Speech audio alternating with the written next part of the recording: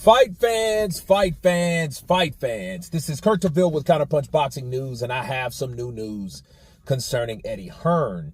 Eddie Hearn, the brave one, is the first to defend Ben Davison. He said it's not Ben Davison's fault. Ben Davison gave him the right instruction. It was Anthony Joshua that did not follow instructions. Eddie Hearn also went on to say, he was like, well, we praised Ben Davison for the performances before, and now we dog him and throw him under the bus. Now I don't think it's right. And let me counterpunch. In theory, Eddie Hearn is right. Okay, we shouldn't throw trainers under the bus like people do. We all do that, right? And I was an advocate against that. You know, the only problem I have is I don't know if, honestly, I don't know if what Ben Davison instructed Anthony Joshua. The only thing that we did hear him on record say, you know, throw the double jab and roll the dice, which means throw an uppercut, a right uppercut, right? And that didn't help him in the situation. Now, other than that, though, you know, I think that Eddie Hearn is doing an earnest thing if he knew that Ben Davison gave him right instructions. The only thing is, I don't know what he really gave him or anything else he gave him. So I think it's up to Ben Davison or someone that was in that corner that day, last Saturday, to inform us what Ben said if he couldn't say it himself. I think he needs to be interviewed, and I think, you know, he needs to. And this is the worrying part of the issue.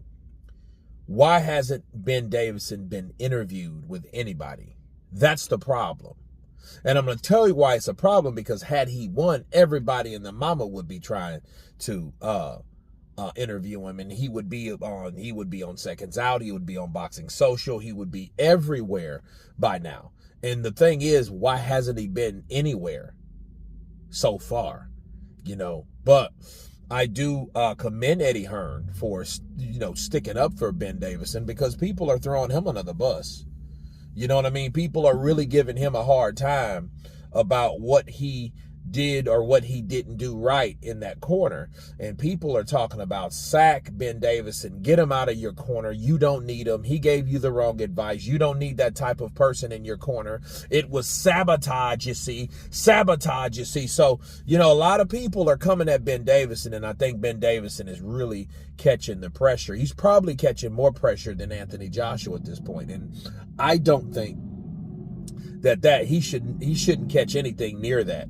However, unless he gave him wrong instruction and he knew he gave him wrong instruction. That would be the only thing that I can think about, you know. But then the question would be, why did he give him the wrong instruction? You know what I mean? And then that goes into possible theories and conspiracies and stuff like that, you know, eventually he would have to be forced to pick Tyson Fury or go against Tyson Fury, you know, with AJ, if he was that successful with AJ and all that stuff. So we don't know how that's going to go. But Eddie Hearn has said, well, hey, you know, you guys praised him when he was winning with Ben Davison, which is true.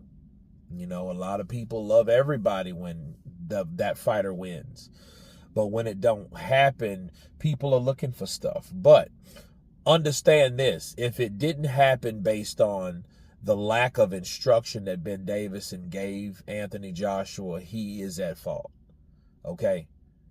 I mean, the trainer's job is to train and instruct throughout, not just before the fight. It ain't like a trainer saying, hey, I can't help you in between rounds. It ain't that type of party. I showed you. If you can't remember, I don't know what to tell you. It's not that kind of party, people.